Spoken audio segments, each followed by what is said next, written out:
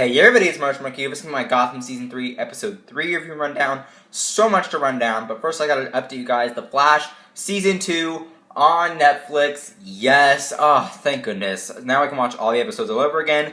But funny that the the season premiere of Season 3 is coming on tonight. So don't forget, I'm going to be live tweeting for that. So you guys can check all of that out in all of its glory. But yeah, so that's coming all up. I just finished Luke Cage just updating me that the Flash was on there. I just finished Luke Cage last night. I'll be doing a review for that tomorrow after my Flash review, so look out for all those. Wednesday is Arrow, and then pretty soon we'll have Legends of Tomorrow and Supergirl back, and hopefully we'll have some other shows in the works. There's a Black Lightning TV show, apparently that's supposedly in the works. We already know that the Krypton series is in the works. Just a lot of DC TV. Like, DC TV is dominating. Of course, we have Lucifer, iZombie, that are also connected to the DC world. Well, not really, but, you know, they're loosely based on DC stories. So DC is just dominating TV, and I can't wait to see where they go from there. But anyway, let's go back to Gotham. Season 3, Episode 3. Amazing. Loved this episode. I feel like this episode was really really Batman-y. Like, really just kind of like Burton animated series. Like, it just...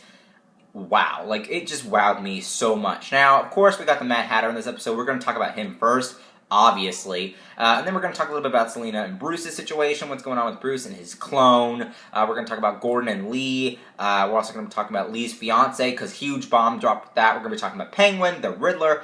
Oh, there's so much to talk about. So let's talk about Mad Hatter first. So Mad Hatter has been introduced.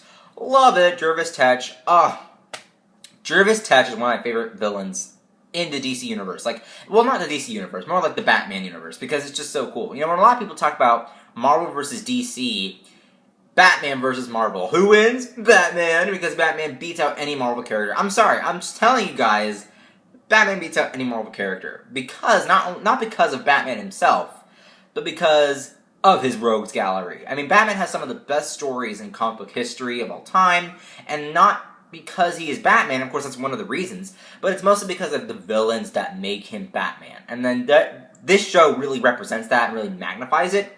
And with Jervis Tetch introduced, I feel like it really shows you that aspect. Now, if you guys ever watched the animated series, you might have seen an episode where Jervis Tetch was working at Wayne Enterprises, I believe, and that he ended up going on a date with Alice or whatever, but at the same time was kind of really creepy about it, and Batman needed to chase him down or whatever. I think like that's the story, that Alice wasn't his sibling, but was actually like someone he really liked and admired, so he ended up taking her out on this date with his carriage ride or whatever, like, I don't know, using hypnotic technology, I believe. I'm not really for sure, I haven't watched that episode in a long time, but that's pretty much how the story goes. They changed it. Now, I'm wondering if Jervis's hypnotized powers are not just his like hypnotism, but are metahuman abilities that he got from Hugo Strange. Probably not, because he talked about his sister being taken from there. So probably not. But his eyes really turned his eyes turned really black. So I was wondering, maybe is he like a metahuman now, or like what's going on? They could have changed his backstory a little bit. They've done that with some of the other characters, so I wasn't really sure.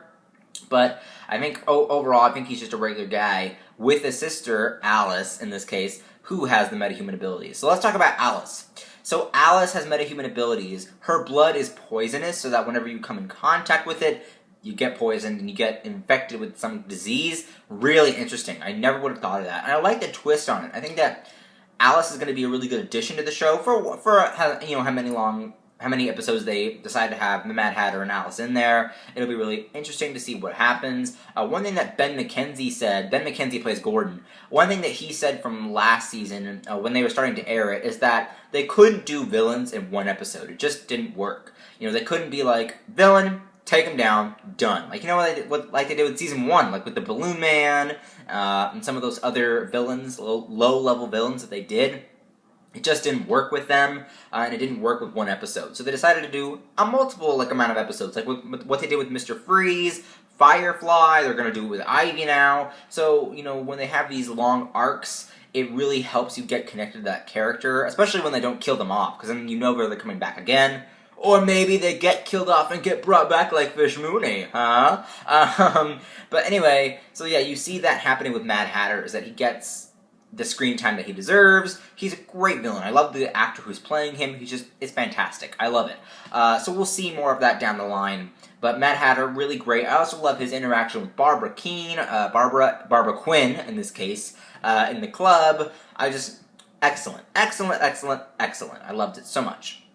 Now let's move on from Gordon, and we'll talk more about him later on. But let's talk about Penguin. Of course, Penguin this episode. So there wasn't any Fish this episode. I feel like they're taking a break from Fish. She might be back next episode as an end credit scene. Maybe she'll be back in the next 2 episodes. Who knows for sure? Because they have a lot to deal with right now for what they set up in this episode.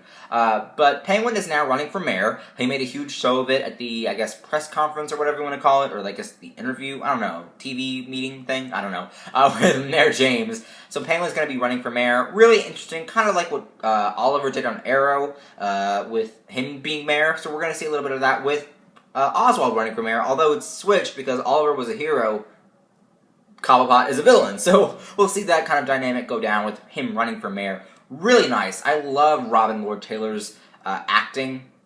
Fantastic. Now the only thing I didn't like about the Penguin story arc this episode was the restaurant scene. I feel like it was totally unnecessary. I like the fact that they were going to meet up, but it was in a public place, and then he had the guy with the guys with guns, but then Penguin snapped his fingers and the whole restaurant had guns. It was like, what?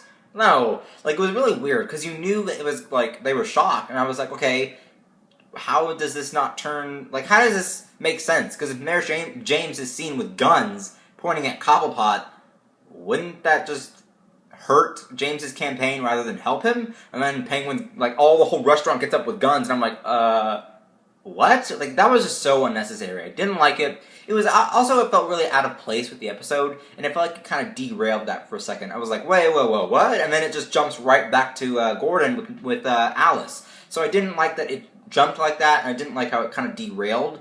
That was the only part of the Penguin arc I didn't like this episode, but other than that, thumbs up. I really liked it quite a bit. And we also got a little bit with the Riddler. So Penguin has decided to get the Riddler out of jail.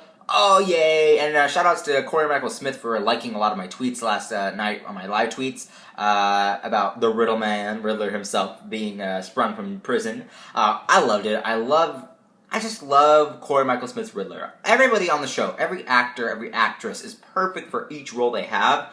And I think that Corey Michael Smith's Riddler is key. I feel like he needs more screen time. We need to see more of an actual Riddler-based persona. We kind of saw that in the season 2, like near the end of season 2, with him and Bruce, like in the trivia thing. I kind of want to see more of that later on in season 3. We'll see how it throws down, but we don't know yet. But overall, Penguin, Riddler stuff, really great, really nice. So let's go back to Lee. So of course, Miranda Bachman is back. Oh, Morena Bachman. I love Morena Bachman so much. Just literally. Now, you guys know in my last review, I did not like Valerie Vale. I did not like Lee because it was so cliched how Valerie Vale had got with Gordon, like got with him in the episode, and just like it was so rushed. And then also Lee coming back, such a cliche, like her walking up the train with the red coat and the sunset. It was like, really, you're gonna go that way? You're gonna go that route? So I did not like it at all. But Lee this episode, man, oh my gosh, Miranda Bachman just like totally slapped me in the face and said, hey, don't knock Lee until you see her in action again. And she's just fantastic. I love Lee. I love that she's back. I love the interactions with her and Gordon. Gordon, you know, when you see Gordon with her fiance, we'll talk about her fiance in a second, but when you see Gordon with her fiance in the hospital, you really realize how broken Gordon really is, like how he's changed a lot from season 1, and then season 2 where he met Lee, all the way up to season 3. He's really broken, he's really gritty, you know, and I think that that's going to be something that will be a focus of the Lee relationship, because that was a love square, technically. I mean, some people still ship Barbara and Gordon, some people now ship Valerie and Gordon, some people ship Lee and Gordon. Like, there's just a lot of things going on with his relationship, and he's a very broken person, and I really want to know not only how does he have a relationship after what happened in season 2 to 3, but also how he becomes commissioner after seasons 2 to 3. Like, how does that all evolve? And we'll probably see that towards the end of season 3 and maybe into season 4. Who knows? But it's just, wow. Like, Miranda Bachman proved me wrong. It's great. Great that she's back. Love it. And let's talk about her fiance. her fiance is Falcon's son. Mario is it's like, that's the fiance's name. Mario is Falcon's son.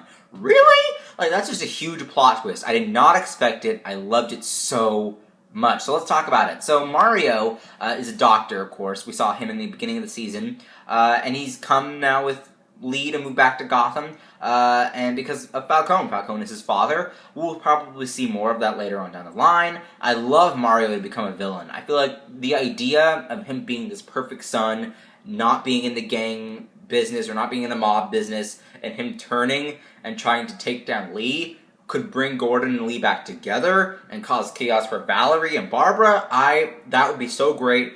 Although I am hoping for that storyline, though I'm hoping for Mario to go evil, it's very predictable. So they have to do it in a way that doesn't make it seem predictable enough for us to see it coming. You guys know what I'm saying? Like, it doesn't seem right if it happens that way. But overall, that's going to be a really fun storyline to evolve over the season as well. So I really like that. Now let's talk about Selena, Bruce, Alfred stuff. So of course, Bruce and Alfred have the clone. I don't know if they said his name or not. I don't know for sure. I don't remember.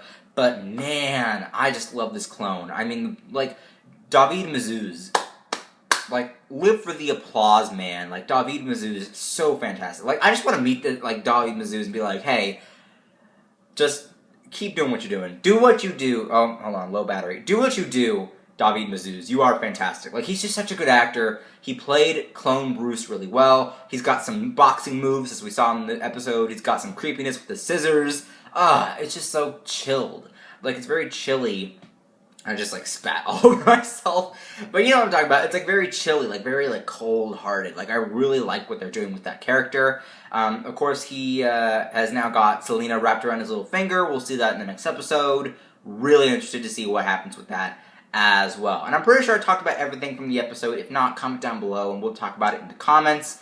Or on Twitter. But what do you guys think of the episode? Did you like where they're going with some of these other storylines with Lee and Mad Hatter, Penguin? Like, where do you want to see these characters go? What are your predictions for the new, like, Bruce clone? What do you guys think? Comment down below. So links up there to my other Gotham videos. Links up there to my Twitter, Instagram, Vine, vlog channel, and gaming channel. I also was featured in a video. I collabed with Metallic Doritos. He's my friend Evan. We did a collaboration. I'll leave that in the links up there as well.